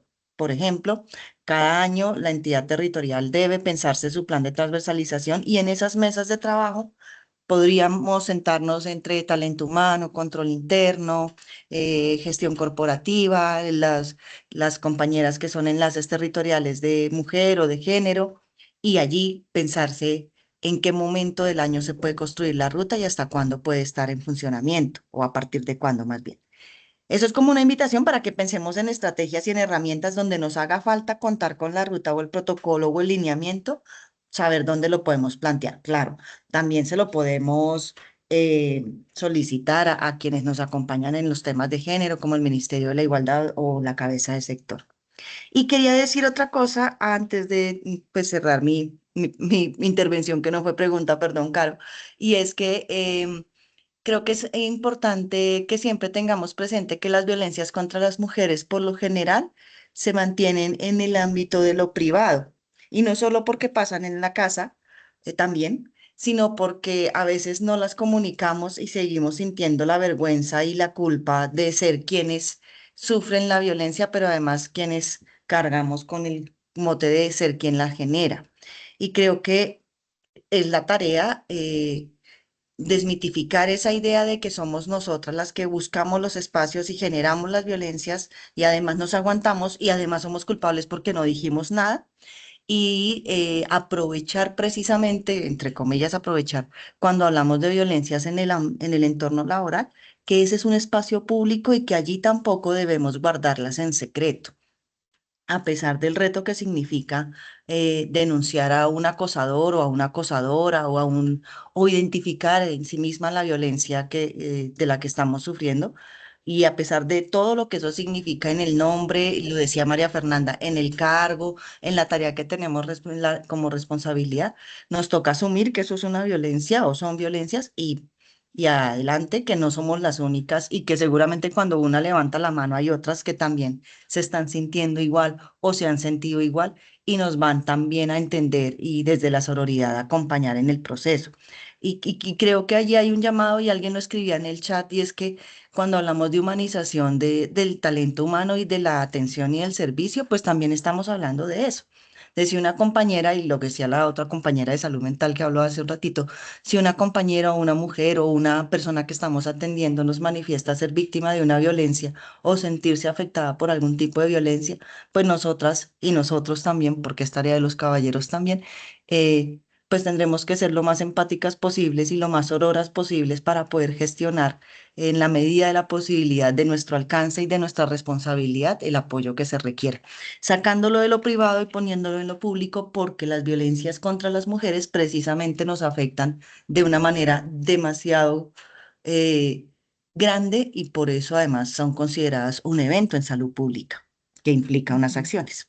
Bueno, ya, cierro porque hay dos manos levantadas y después Caro nos sigue dando respuesta. Gracias. Gracias a ti. Muchísimas gracias. Ahora le damos paso a María Quiroz, por favor.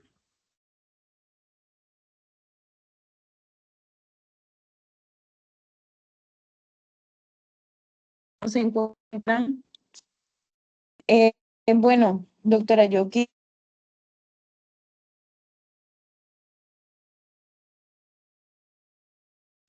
Paula Quiroz. Yo soy referente de violencia sexual y género de la Secretaría Local de Salud, Valledupar, ¿verdad? Bueno, dentro de mi experiencia y pues de las visitas como tal, mi función es realizar monitoreos y asistencias técnicas a las IPS donde me reportan casos de violencia sexual.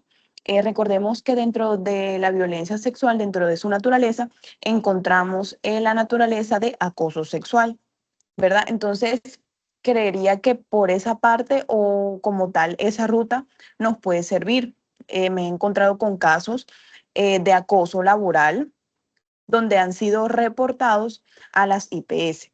Entonces, como tal, la ruta es que inicialmente ingrese la persona o la víctima o la paciente a la IPS, comente la situación, se activa la ruta como tal, y ahí pues va a tener un acompañamiento del médico, de la psicóloga, de la trabajadora social, como para esclarecer, para atender la situación, su salud mental, cómo se encuentra, hace cuánto está pasando, cuál es la razón por la que se ha sentido tal vez vulnerada y que ha llevado a realizar dicha acción. Entonces, después de que se tramita, pues inicialmente todo ese proceso, luego con la psicóloga de la IPS, ellos se encargan de activar ruta de protección y justicia. Bueno, recordemos que en este caso ya sería una mujer adulta porque pues está en la parte laboral, sería activar por la parte de justicia. Entonces, bueno, ya va a fiscalía y a fiscalía pues realiza la denuncia y demás. Pero como tal, creería que la ruta se podría tomar a partir de ahí. Sí, como para contextualizar y como anexar algo a la pregunta que realizaron inicialmente. Ok, sí, Gracias. muchas gracias por la claridad. Y digamos que la normatividad que en este momento está en consulta que les comentaba también busca como generar una articulación y fortalecer la articulación con las ARLs, digamos en el contexto laboral, también para que las ARLs empiecen a generar unas acciones de prevención más robustas y a entender, digamos, el alcance que tienen allí frente a la atención de casos de violencia sexual en el contexto laboral, de acoso sexual. Porque digamos que han estado como relegaditas, pero ya la idea es como que también empiecen a tener un rol mucho más activo en la prevención y la atención de esta situación.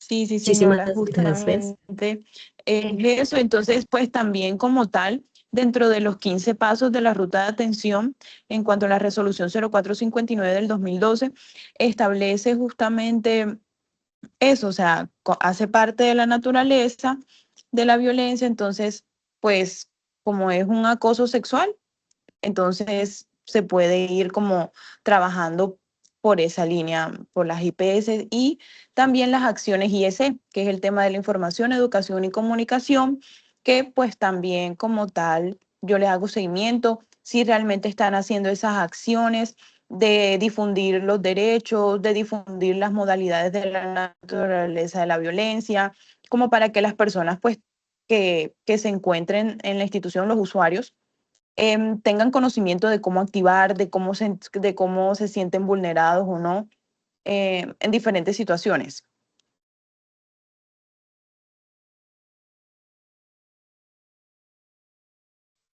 Ok, muchísimas gracias por esa aclaración. Muchísimas gracias. Ahora damos paso al doctor Roberto Púa Mora, por favor. Muy buenos días a todas y todos. Gracias, doctora Carolina, por ese espacio. No sé si me escuchan bien. ¿Me Sí, sí, escuchan bien? señor. Perdón. Sí, la escuchamos. Bueno, en primera instancia agradecerle la presentación, excelente presentación. En segunda instancia, uno, con relación a lo que acaban de mencionar, se viene trabajando frente a la ley 2365, que hace referencia a el tema de acoso sexual en el ámbito laboral y en el ámbito educativo, que son dos espacios que con frecuencia realmente desafortunadamente se ha normalizado, pero creo que hay un trabajo por hacer muy fuerte. Entonces, en este momento se está en el proceso de reglamentación para poder fortalecer esas acciones que inclusive, como lo acaba de mencionar la doctora Carolina, se está incorporando a las ARLs que tienen un papel fundamental ahí en el tema de prevención y, por qué no decirlo, también en el tema de facilitar el tema de la atención. Y sí tengo una inquietud con relación con la ruta específicamente en el nivel local. ¿Cómo lograr mejorar dos cosas? Uno, ¿cómo lograr mejorar la articulación a nivel local, dado que las afectaciones de las violencias de género tienen un impacto en la salud mental muy fuerte y la respuesta que estamos dando a nivel local muchas veces es insuficiente? Es insuficiente, puede ser porque la capacidad instalada de la institucionalidad en el nivel local es muy baja y realmente la atención que requieren estas personas, sí, las mujeres, que también se requiere hacer un trabajo muy fuerte en salud mental con los agresores. O sea, creo que ahí estamos haciendo un ejercicio que nos estamos quedando cortos, porque creo que hay que hacer, o sea, hay que penalizarlo, sí, pero hay que trabajar, ¿sí? Sobre todo porque necesitamos avanzar en la atención a profundidad y garantizar realmente que logramos que las víctimas, ciertos sobrevivientes, logren esa resiliencia, logren sí, sanar. Obviamente, necesitamos que los agresores también, ¿sí?, logren avanzar hacia que podamos prevenir, porque es que el tema de la prevención es fundamental. Y en segunda instancia, cómo logramos, por la afectación que tiene en salud mental, la revictimización que se hace en los niveles locales, específicamente, si uno dice, bueno, los comités municipales y departamentales, cómo están logrando trabajar de manera articulada para que esas mujeres, esas niñas que son víctimas, no terminen a la vuelta del tiempo diciéndonos, cometí un error en haber denunciado. Porque han pasado los años y lo que han hecho es revictimizarme, y realmente no siento ningún alivio, no siento ninguna. Entonces yo creo que estamos fallando en algunos aspectos, y creo que la fuerza tiene que ser en el nivel local, porque es donde se presentan la problemática y donde podamos incidir y lograr hacer las transformaciones, que no son fáciles, porque hombres y mujeres tenemos un acervo machista que toca trabajar fuertemente. Y la doctora lo dijo, hay que trabajar desde la primera infancia. Si no logramos hacer las transformaciones en niños y niñas, va a ser muy complejo. Entonces, una recomendación, doctora, frente a los niveles locales, ¿cómo lograr que el tema que el abordaje en salud mental desde el primer momento se haga de la manera más adecuada? Y de pronto unos tips, porque generalmente llegan por urgencias, y los servicios de urgencias tienen también sus dificultades, porque hay un modus operandi que siempre el que llega sangrando es la prioridad, pero no se dan cuenta que esa víctima que no está sangrando, o sea, no está saliéndole sangre, está sangrando su corazón, su espíritu, su alma, y no está siendo atendida. Entonces son como elementos, discúlpeme que haya tocado tantos elementos, pero es que este tema tiene tantas aristas que uno dice, bueno, ¿por dónde lo cogemos? Y a esas inquietudes se enfrenta ¿quién? En nivel local, el médico rural que está en el puesto de salud. Doctora, gracias. Sí, digamos que varias cosas. Frente al tema del trabajo con los hombres es crucial. Yo siempre en los espacios en los que participo insisto mucho en que los hombres deben involucrarse en la tarea, ¿sí? Muchas veces, y claro, por la urgencia de toda la problemática, las campañas de prevención se centran, como les decía, en que las mujeres identifiquemos y huyamos de ahí.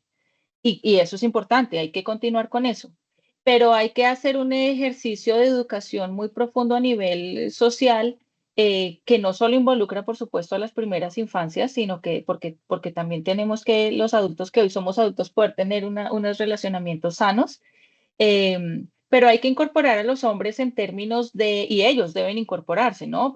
Porque tienen agencia, porque deben interesarse, consultar, aprender, preguntar y abrirse a las conversaciones.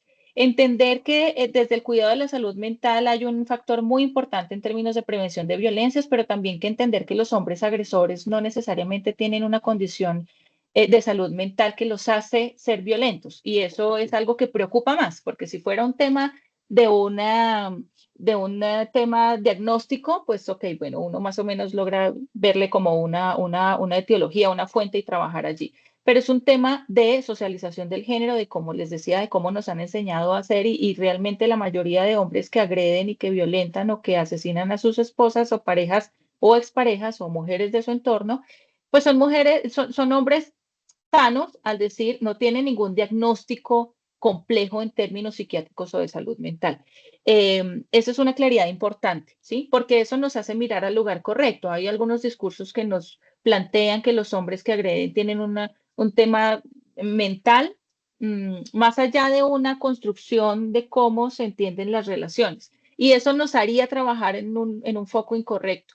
La cosa es mucho más compleja y mucho más transversal en términos que viene desde la educación temprana, desde cómo nos enseñan a relacionarnos, ¿no? Los temas del amor romántico, de cómo entendemos que una pareja debe ser nuestra pareja, de cómo constituimos una pareja, de esas falencias también que tenemos como en unas estructuras cognitivas en términos de comprender que el otro sigue siendo un individuo y no un apéndice mío, ¿sí? Que a veces es como de manera general y todos en algún momento hemos entendido las relaciones y eso genera unos temas de celos excesivos, que no necesariamente son celotipias, ¿sí? Digamos, no todo puede ser diagnosticado como un tema, digamos, netamente clínico, y eso nos hace comprender que es un tema de educación en todos los entornos, no solo en el entorno clínico médico, ya cuando accedemos a una consulta, sino desde la casa, desde la escuela, en todos los contextos. Eso es importante porque eso implica que necesitamos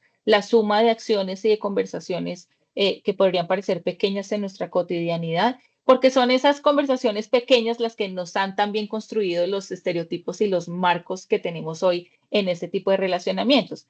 Frente a la articulación, digamos, para evitar la revictimización, que sea una atención oportuna, digamos que es una dificultad estructural del sistema de salud, de cómo opera hoy, frente a la posibilidad de esa articulación necesaria para que los servicios se presten de manera oportuna y adecuada y con calidad.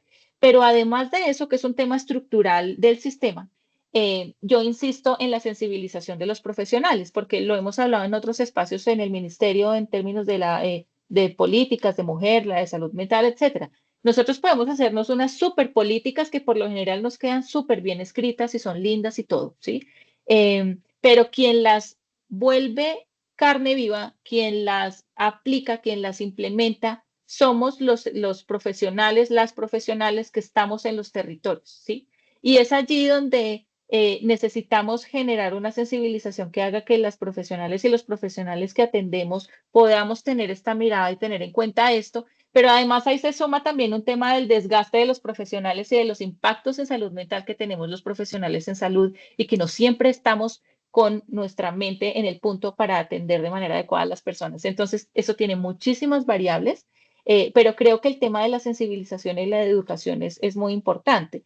Nosotros en este momento estamos haciendo acciones desde la política en función de poder territorializar esa lectura de salud mental y poder optimizar, digamos, y volver un poco más eficiente el tema de la formación del talento humano a nivel de los territorios, pues esperando que a mediano, ojalá más mediano que largo plazo, podamos tener impacto en la calidad de la atención y que esta atención pueda tener una mirada diferencial en los casos en que se requiera. Teniendo en cuenta esto, que tener una mirada diferencial en la atención en salud mental implica también entender cómo atraviesa la experiencia de la salud mental los hombres, ¿no? Frente a lo que hablamos ahora. Qué tan abiertos están a acceder a servicios, a identificar que necesitan ayudas. Y creo que algo que también puedo recoger de muchas intervenciones es la importancia de generar redes de apoyo y que los entornos se empiecen a volverse entornos seguros. Creo que eso en términos de prevención es muy importante, pero también frente a la duda de, bueno, ¿y yo qué hago si me siento de una manera? Tener una red de apoyo, pues también genera ahí una posibilidad para poder pedir ayuda y levantar la mano a tiempo, digamos.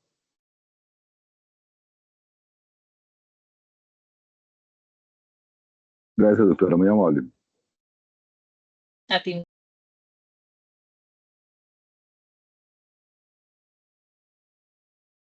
Bueno, muchas gracias. No hay como más preguntas ni en el chat, no hay más manitos levantadas. ¿O alguien más quiere intervenir de aquí, los que estamos conectados? Judith, yo solo quisiera adicionar algo para poder despedirnos, y es que en este momento, históricamente, las mujeres estamos teniendo la posibilidad de estar más en entornos laborales, de estar más activas y en el mercado laboral.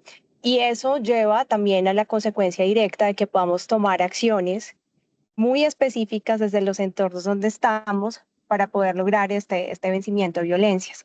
Carolina decía algo muy importante en su disertación y está relacionado con: a veces creemos que trabajar con mujeres hace un escenario más caótico, más difícil, o que qué complicado el escenario laboral con mujeres.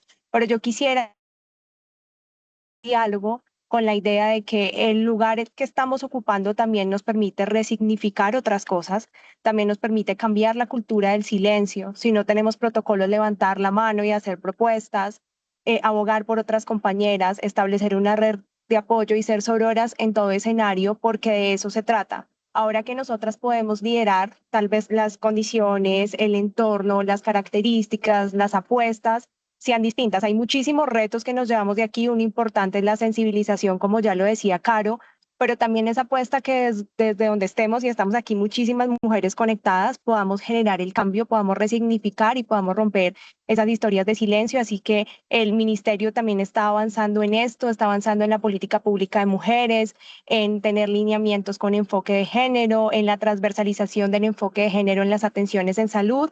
Entonces quisiera que nos llevemos todas y todos este comentario pequeñito, y qué pena que no levanté la mano antes.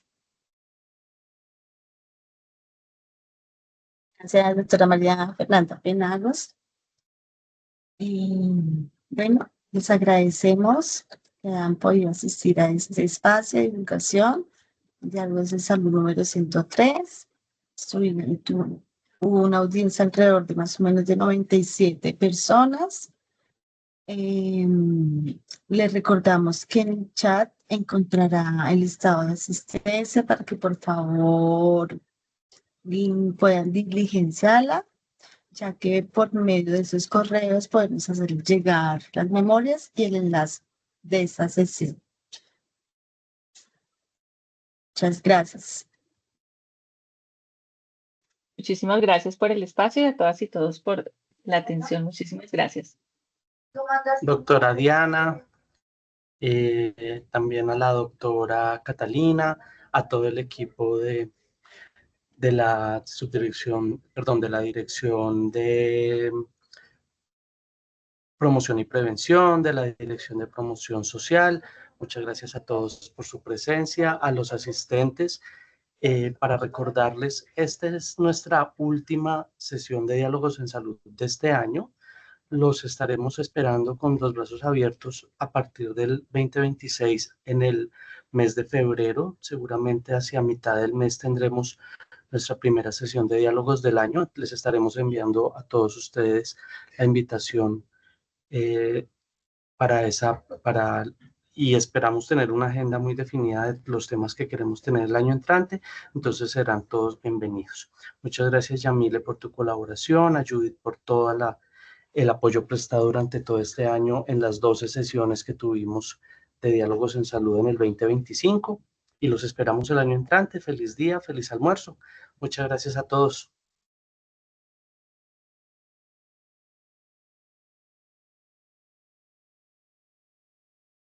Gracias. Hasta luego, gracias. Hasta luego. Me olvidaba también Muchas al equipo gracias. de videoconferencias. Hasta luego. Muchas gracias por el apoyo a todos ustedes allá en el piso 5.